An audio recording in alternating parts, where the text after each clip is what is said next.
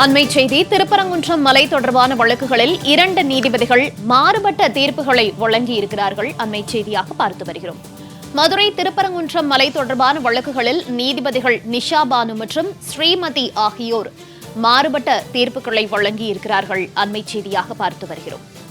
திருப்பரங்குன்றம் மலை தொடர்பான அனைத்து வழக்குகளையும் தள்ளுபடி செய்து நீதிபதி நிஷா பானு தீர்ப்பு வழங்கியிருக்கிறார்.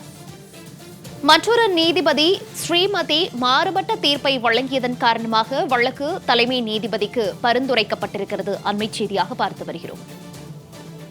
திருப்பரங்குன்றம் மலை தொடர்பான வழக்குகளில் மாறுபட்ட தீர்ப்புகள் வந்துள்ளது. இந்நிலையில் தலைமை நீதிபதிக்கு பரிந்துரைக்கப்பட்டிருக்கிறது இவ்வழக்கு.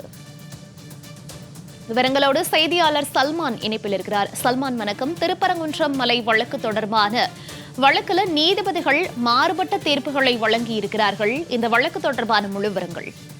மதுரையைச் சேர்ந்த கண்ணன், திருப்பரங்குன்றத்தைச் சேர்ந்த அப்துல் ஜபார் உள்ளிட்டோர் ஏராளமானோர் உயர்நீதிமன்ற மதுரை அமர்வில் திருப்பரங்குன்றம் மலை விவகாரம் தொடர்பாக பல்வேறு பொதுநல மனுக்களை தாக்கல் செய்திருந்த அந்த மனுவில் ஒரு மனுவில் திருப்பரங்குன்றம் மலை மீது ஆடு கோழி பலியிட தடை விதிக்க வேண்டும் எனவும், மற்றொரு ஒரு மனுதாரர் சிக்கந்தர் பாதுஷா தர்கா மலையில் பராமரிப்பு பணிகளை மேற்கொள்வதற்கு அனுமதி அளிக்க வேண்டும் எனவும், அதே போன்று மற்றொரு மனுதாரர் மத்திய அரசின் தொல்லியல் துறை கட்டுப்பாட்டில் திருப்பரங்குன்றம் மலையை கொண்டு வர வேண்டும் என பல்வேறு மனுக்கள் திருப்பரங்குன்றம் மலை விவகாரம் தொடர்பாக உயர்நீதிமன்ற மதுரை அமர்வில் தாக்கல் செய்யப்பட்டது.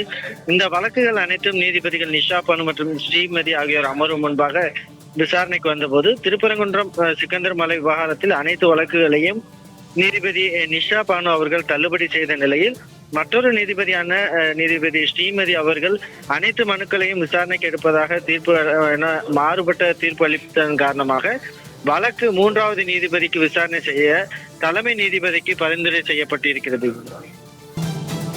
தகவல்களுக்கு நன்றி சல்மான்.